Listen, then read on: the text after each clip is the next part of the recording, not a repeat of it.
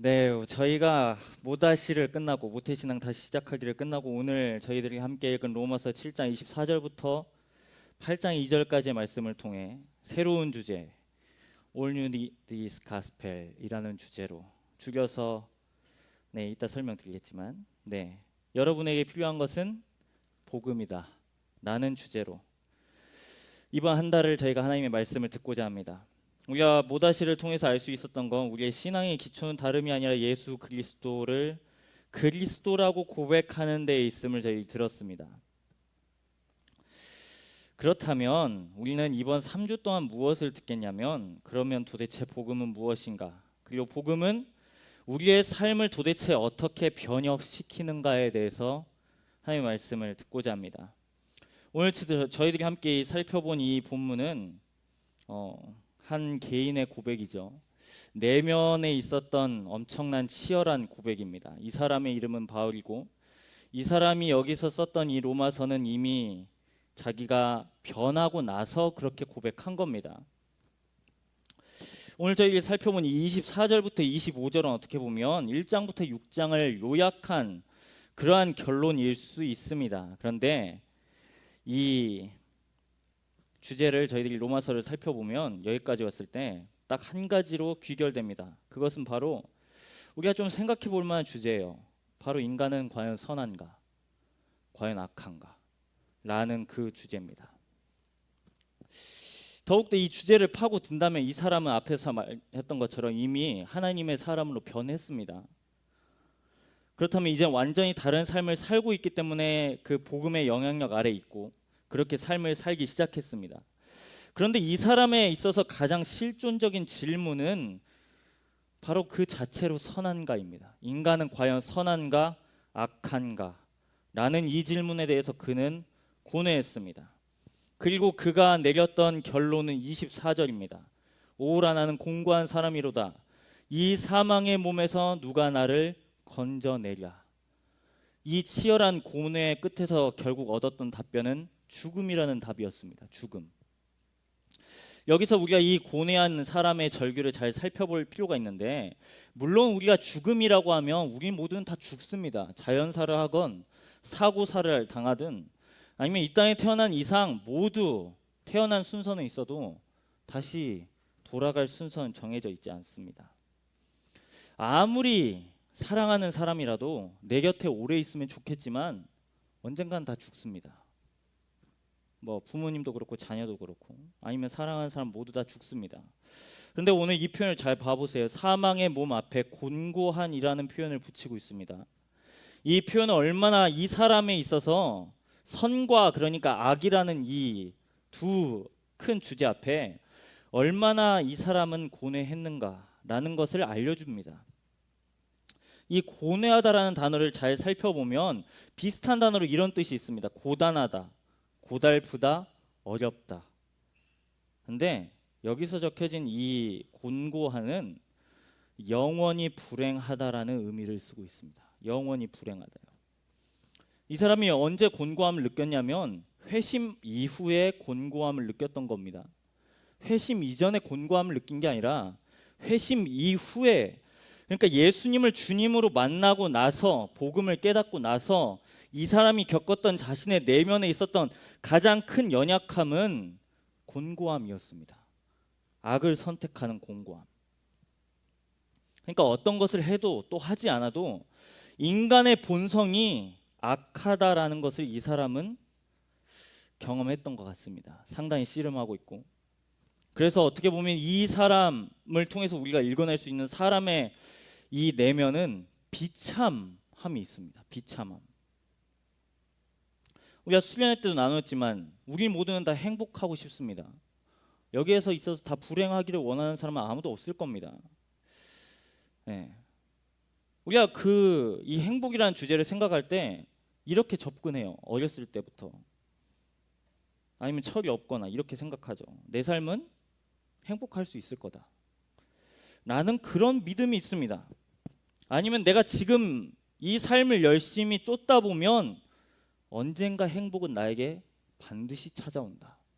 라는 식으로 우리가 나의 삶을 평가하고 그렇게 소망하고 나아갑니다. 그런데 이 믿음이 언제 깨지나요? 바로 우리가 비참함을 마주할 때 깨집니다. 비참한 순간을 한 번씩 마주하면 내가 생각했던 행복과는, 내가 그렸던 행복이 그렇게 쉽게 오지 않을 거라는 것을 우리가 충분히 경험하기 시작합니다. 그래서 어쩌면 특히 인스타그램에서 이런 비참함을 감추려는 시도들이 비일비재한 것은 아닌지 모르겠어요. 몇 년 됐습니다. 정지우 작가가 쓴 인스타그램에는 절망이 없다라는 책이 있습니다. 그중 한 대목인데 잘 들어보세요, 여러분. 인스타그램에는 절망이 없다. 그래서 어딘지 괴기스러워 보인다. 흔히 청년 세대에 대한 이야기들은 대개 절망과 포기로 수렴된다. 청년들의 삶이 얼마나 어려운지, 그로 인해 우울, 좌절, 증오, 혐오 같은 현상이 얼마나 일상화되었는지가 늘 문제시된다. 그런데 정작 청년 세대가 보편적으로 이용하는 SNS에는 그런 흔적이 전혀 없다. 그곳은 언제나 밝고 희망차고 화려하다. 청년 세대에 대한 담론과 인스타그램의 간극은 마치 영화 매트릭스의 박과 안처럼 극명하다. 곧 이 짧은 단락을 통해서 우리가 알 수 있는 요지는 무엇인가, 여러분? 인스타그램에서 늘 밝습니다. 살펴보면 좋아요, 다른 말로 치환하면 저마다 꿈꾸는 행복의 이미지를 다 올려놓습니다. 업로드해요. 그리고 라이크를 받아내죠. 그런데 문제는 현실과의 간극입니다. 인스타만 보면 정말 아무런 문제가 없어요. 괜찮습니다. 다 좋아요. 먹는 것도 좋죠. 무언가를 보는 것도 좋은 겁니다. 그냥 구름 하나만 찍어놔도 좋은 거예요. 그죠? 요즘 들어 구름 보니까 전부 좋습니다. 부정적인 내용의 흔적들은 잘 없어요. 물론 자신의 추억을 공유하고 오랫동안 간직한다는 것에 있어서 이 인스타그램은 분명히 순기능을 할 겁니다. 하지만 이 정주 작가는 이런 간극을 통해 겪는 내면을 한 번 더 이렇게 분석해냅니다. 실제로 인스타그램에 올라오는 사진들을 계속 보고 있으면 현실 감각을 묘하게 잃어버린다. 내가 속해 있는 현실에 대한 인지 부조화가 생기고 삶 혹은 세계가 오직 저 밝고 화려하며 채색된 이미지들로 치환되는 듯한 경험이 일어난다. 삶이란 잘 정돈되고 단정하게 꾸며진 홈 인테리어 속 순간, 잘 차려입고 멋진 공간을 거니는 순간, 아름다운 야경을 배경으로 커피를 마시는 순간, 수영장에 몸을 담그고 칵테일을 마시는 순간, 따끈따끈한 브런치가 나온 햇빛 드는 오전의 순간으로만 구성되는 듯한 착각을 느낀다.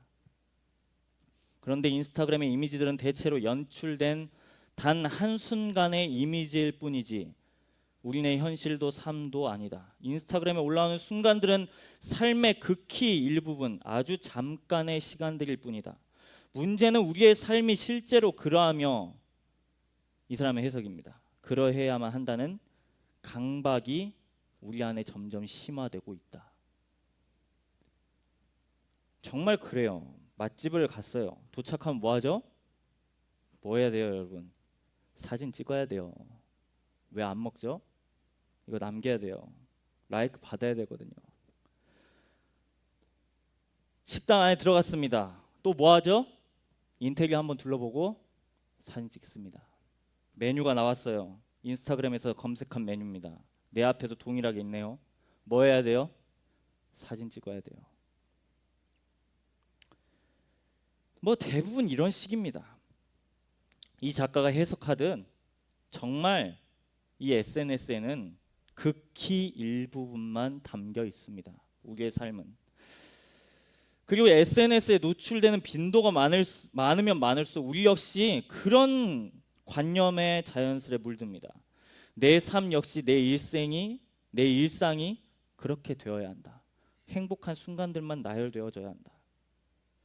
근데 여러분, 우리의 삶을 잘 살펴보세요. 인스타그램의 화려함보다 비참함이 더 많은 우리의 현실을 봅니다. 우리가 그러한 행복하다라고 말하는 그 삶을 추구하면 추구할수록, 쫓으면 쫓을수록 공허합니다. 오히려 우리는 행복과는 거리가 먼 절망감이나 우울감, 분노가 SNS에 올라와 있지는 않지만 우리 내면에 깊숙하게 자리매겨져 있는지도 몰라요. 그래서 우리의 삶의 대부분 시간들을 사진으로 찍었을 때 인스타그램에 올라온 대부분의 사진들은 정말 예쁩니다. 멋져요. 근데 우리의 현실은 어떠죠? 어둡습니다. 투박하죠. 뭔가 반짝이지도 않아요. 우리는 소위 이 예쁜 행복해 보이는 이미지를 소비하고 내 자신을 거기에 넣습니다. 그리고 우리는 내 안에 그렇게 말하죠. 나는 행복하다. 나는 행복할 수 있다. 저 사람도 저렇게 했으니까 나도 나중에 저렇게 해봐야지. 라는 식으로 보여지는 행복, 짜여진 행복에 도취되기 원하는 우리의 내면을 마주한다는 거죠. 이걸 성경으로 옮겨보겠습니다. 7장 24절의 메시지 버전으로 이렇게 해석하고 있습니다. 내가 할 수 있는 일을 무엇이든 해보았지만 결국 아무 소용이 없었습니다. 나는 벼랑 끝에 서 있습니다. 이런 나를 위해 무엇인가 해줄 수 있는 이 누구 없습니까? 정말 던져야 할 질문은 바로 이런 것이 아닙니까? 여러분, 여기서 이루어지는 건 비참함입니다. 우리가 서두에서도 인간은 과연 선한가와 동시에 인간은 과연 행복할 수 있는가에 대해서 물어보았습니다. 우리가 여기에 대해서 예스라는 대답을 내놓기 위해서는 많은 전제가 필요하겠지만 종합해보면 4가지 정도로 함축할 수 있습니다. 첫 번째는 힘이나 권력이 있을 때 우리는 행복하다고 느낍니다. 내가 좀 힘이 있어야, 내가 좀 누군가보다는 앞서야 행복하다고 느낍니다. 또 사람은 소유가 많을 때 행복합니다. 돈이 있을 때죠. 또 사람은 타인으로부터 듣는 칭찬이나 명성을 들을 때 행복감을 느낍니다. 그리고 사람은 쾌락을 누릴 때 행복하다라고 생각합니다. 그리고 그래서 각자 이 4가지의 루트를 통해서 저마다의 행복을 향해서 달려갑니다. 궁극적인 이 4가지의 루트를 통해서 갔는데 문제는 여기에요. 이제 이 4가지를 통해서 우리는 그 행복이 영원한가라는 겁니다. 궁극적인가? 그런데 되게 역설적이게 이와 비슷하게 4가지를 가진 인물들을 우리는 매체에서 잘 확인합니다. 그런데 이 4가지를 가진 사람들이 있음에도 불구하고 그 사람들은 행복하다라고 말하는 게 아니라 자신의 삶을 포기합니다. 그리고 자기의 삶을 어떻게 정리하냐면 난 불행했구나 라고 말을 던지고 자신의 삶을 정리합니다. 마치 꼭 이래요. 행복이라는 목적지가 있습니다. 되게 열심히 뛰었습니다. 그런데 먼저 그 사람들은 결승점에 다다랐고 그 사람은 이렇게 말합니다. 다 걸음을 멈추십시오.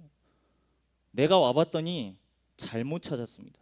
여기에는 내가 찾는, 여러분이 찾는 행복이 아무것도 없었습니다. 이곳이 목적지가 아닙니다. 그러니까 돌아가십시오. 여러분 어떻게 생각하나요? 우리 역시 저 역시 그랬습니다. 어렸을 때 열심히 하면 행복하겠지. 그래서 오늘도 내일도 행복을 찾기 위해 열심히 삽니다. 그리고 세상 역시 그렇게 말해요. 열심히 살아라. 그럼 당신은 원하는 걸 얻을 수 있다. 그러니까 늘 서점에서 나오는 베스트셀러에서 내려놓지 않는 분야가 자기 개발인 거죠. 내 스스로 강화시키면 당신은 행복할 거다. 저 사람은 그렇게 말했는데 당신도 그렇게 살면 행복할 수 있다. 이게 열심히 사는 것 아니겠는가? 라고 그렇게 주장합니다. 그런데 여러분 잘 생각해 봤을 때 이 행복이라는 게 열심히 사는 것 이전의 문제다라는 거죠. 이 4가지를 다 열심히 추구했음에도 불구하고 인간은 비참한 그 지점을 늘 겪어낸다라는 겁니다. 오늘 본문에서 그 비참함의 첫 번째 원인을 죽음이라고 설명하고 있습니다. 사망. 다시 한번 24절 보세요. 이 사망의 몸에서 누가 나를 건져내랴. 이 사람은 회심을 경험했고, 이걸 우리가 생각해 봤을 때 죽음과 죄와의 관계를 생각해 볼 수 있습니다. 그리고 인간은 선한가 악한가에 대해서 우리가 질문을 생각하는데 여러분 대답을 주기 어렵다면 구체적인 상황을 제시해 볼게요. 여러분에게 투명 인간이 되는 능력이 주어졌어요. 그럼 세 가지 하고 싶은 거 떠올려 보세요. 거기에 선한 게 있나요? 정말 순수한 퓨어한 선이 있나요? 퓨어한 착함, 본성으로 나오는 착함. 앞에서 우리는 행복을 얻기 위한 네 가지 이 추구를 들었습니다. 이 죄라는 건 이 네 가지를 통해서 우리의 욕심이 더욱 커집니다. 힘이 강하면 강할수록 나보다 힘이 없는 사람을 향해서 갑질하기 시작합니다.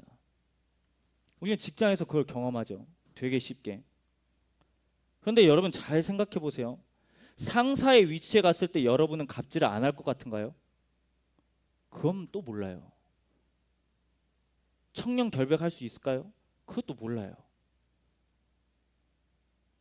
그렇게 자신만만한 게 아니죠.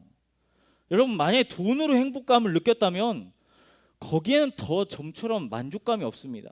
우리는 비리나 횡령하는 사람을 볼 때 그렇게 평가합니다. 있는 사람들이 더한다. 그 사람이 재산이 얼마라더라. 그런데 더 가졌더라. 있는 사람이 더하더라. 여러분 그런데 우리라고 그 위치에 가면 안 갈까요? 1억을 벌면 10억을 버는 사람이 부러운 거죠. 10억을 벌면 100억을 버는 사람이 부러운 겁니다. 욕심이 없는 사람이 없어요. 여러분, 여러분에게 오늘 당장 6시에 또 복권 방송합니다. 1등 번호를 누군가가 여러분에게 알려줬어요. 여러분 1등 번호 안 적을 자신 있으세요? 50억인데요. 50억이요. 1억만 해도 적는 거 아니에요? 우리의 인생? 일부러 틀릴 사람 없죠. 여러분 칭찬과 인정은 또 어떻습니까? 사람의 칭찬과 인정에 목말라서 나의 삶을 곡해하는 그러한 시도들을 많이 볼 수 있습니다. 그러니까 우리가 이런 많은 네 가지의 추구를 봤을 때 욕심이라는 건 한도 끝도 없는 거죠. 계속해서 도달할 수 없는 그 지점을 향해서 달려나가게 합니다. 그리고 우리가 살아오면서 한 번쯤은 분명히 잘못된 선택을 한 번쯤은 해왔을 겁니다. 그 선택들은 우리 안에서 죄책감으로 돌아옵니다. 누군가에게 손해를 입혀서 뒷감당이 있을 수도 있겠지만 우리 자신에 대한 실망감이 있을 수 있어요. 아, 내가 그런 사람이 아닌데, 내가 되게 그래도 잘 산 사람인데, 내가 그런 칭찬 들어왔는데, 자신의 그 민낯을 보고 되게 실망할 수 있는 거죠. 또 우리 사회는 어떻습니까, 여러분? 이러한 각자의 욕심, 죄가 어우러져서 서로를 향한 다툼과 비난은 말도 할 것 없어요. 죄가 모여서 구조적인 악이 발생하는 현실을 우리는 너무나 잘 목도하고 있습니다. 구조적인 악이요. 그런데 오늘 우리 인생의 비참함에 이 죄 말고도 오늘 이 사람은 사망이라는 것을 덧붙이고 있는 것을 우리가 볼 수 있다는 거죠. 사망. 이 죽음이 우리에게 비참함이 되는 이유는 우리가 언제 죽을지 몰라서 그렇습니다. 어떤 방식으로 죽을지 몰라요. 우리가 어렸을 때 부모님을 우리는 그렇게 해석합니다. 우리 부모님은 모든 것을 다 해낼 수 있는 분, 다 할 수 있는 분. 그런데 그게 언제부터 깨지기 시작하죠? 예, 죽음을 볼 때부터요. 아, 나의 부모도 죽는구나. 그걸 볼 때 우리의 삶의 비참함을 직간접적으로 우리가 경험한다는 거죠. 앞에서 죄와 주는 이 욕심에 대해서 다루었습니다. 고통이 있어요. 누군가는 그렇게 말할지도 몰라요. 저는 그런 게 없어도 나름 소확행하며 살 수 있습니다. 그럼 여러분에게 그렇게 해석하시는 분들에게 물어볼게요. 그럼 여러분 그분들은 사망을 피할 수 있나요? 사망을. 우리는 그래서 애써 이 죽음에 대한 두려움을 외면하려고 하죠. 현재에 대해서 굉장히 몰두하고 치열하게 삶을 살아갑니다. 그 이러한 고민을 약간 잊어가면서 나는 죽음과는 거리가 멀다라고 생각하고 애쓰죠. 그런데 어느새부턴가 다시 그 죽음이라는 게 나에게 다가오고 있다는 걸 우리는 계속해서 마주합니다. 자, 설교의 마무리예요. 여러분, 그러면 사람은 행복할 수 있을까요? 오늘 이 증언에 따르면 잔인하지만 분명한 대답은 죄와 죽음이 있는 한 절대 불가능하다라는 겁니다. 절대요. 인간 스스로 행복을 만들어낼 수 없습니다. 이 죄와 죽음의 문제를 해결받지 않는 이상 행복할 수 없어요. 그런데 오늘 우리가 읽은 이 말씀의 8장 1절과 2절은 이러한 말씀을 주고 있습니다. 그러므로 이제 그리스도 예수 안에 있는 자에게는 결코 정죄함이 없나니. 여기서 죄가 해결되죠. 이는 그리스도 예수 안에 있는 생명의 성령의 법이 죄와 무엇을요? 사망의 법에서 너를 해방하였습니다. 여러분, 이게 바로 기독교입니다. 교회가 아니고요. 기독교요. 기독교가 제시한 답변은 이겁니다.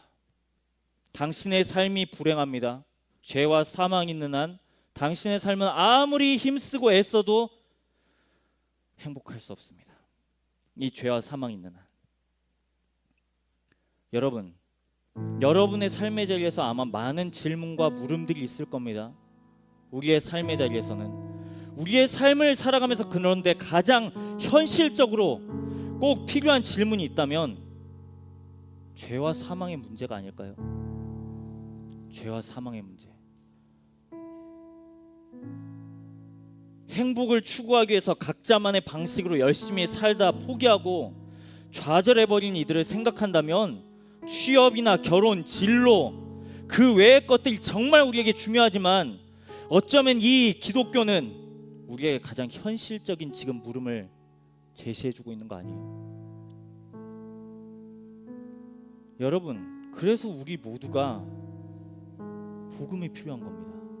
우리 모두가 그 누구도 죄와 죽음 앞에 가능하다라고 할 수 있는 사람이 아무도 없습니다. 아무도요.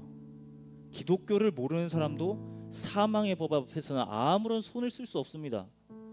죽음 앞에서 이길 수 있는 사람이 누가 있나요? 소개해 주세요. 그러면 제가 그러면 그분을 따라갈게요.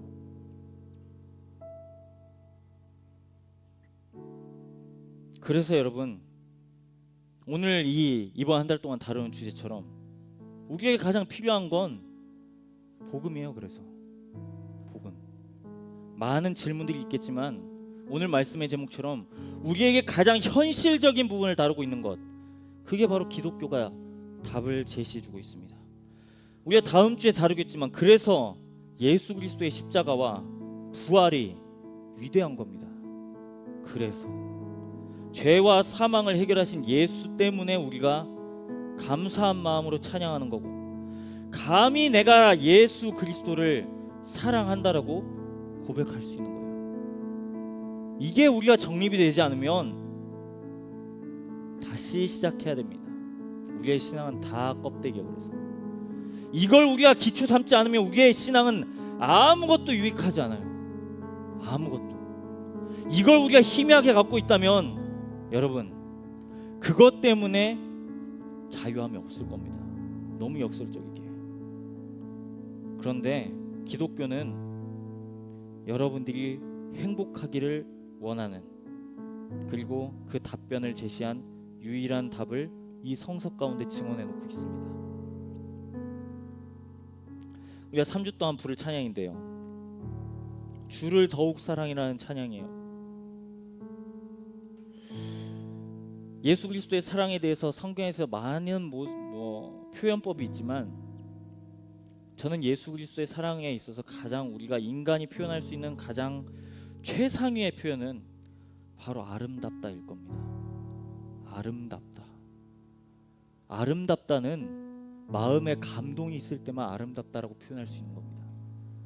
내가 예수의 십자가와 예수의 부활을 내 마음 가운데 깊이 묵상한다면 우리의 입술과 우리의 마음으로 고백될 수 있는 가장 유일한 표현, 아름답다.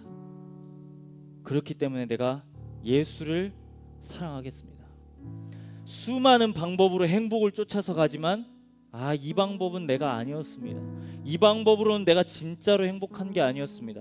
이 방법으로는 나를 만족시켜 줄 거라고 그렇게 몰아가지만 내가 그렇게 물을 찾고 구했지만 그 물은 생수가 아니라 바닷물이었습니다. 라고 깨닫는 게 우리에게 필요한 거 아닐까요? 사랑하는 여러분, 우리 청년 디모데가 계속해서 복음에 대해서 듣고 있습니다. 그만큼 이건 우리 신앙에 있어서 너무나 중요한 사실입니다. 복음을 뺀 이상 신앙은 신앙이 될 수 없습니다. 당연히 다른 것들을 다 다루어야 됩니다. 많은 부분들을 성서에서 다루고 있습니다. 하지만 이 복음을 모른 채 이걸 다루고 있다는 건 너무나 아이러니하게 다루지 않는 것과 다름이 없기 때문입니다. 그래서 오늘은 우리가 복음이 필요한 이유에 대해서 들었고, 우리가 행복을 위해서 가장 유일하게 하나님께서 제시하셨던 방법, 다음 주에 그것을 듣겠습니다. 그리고 9월 마지막 주에는 우리의 삶은 그러면 그 예수 때문에 우리의 삶은 과연 어떻게 변했는가, 우리의 인생과 우리의 가치는 어떠한 방향으로 나아가야 되는가를 들으려고 합니다. 사랑하는 여러분, 우리가 복음에 감화될 수 있기를 간절히 소망합니다.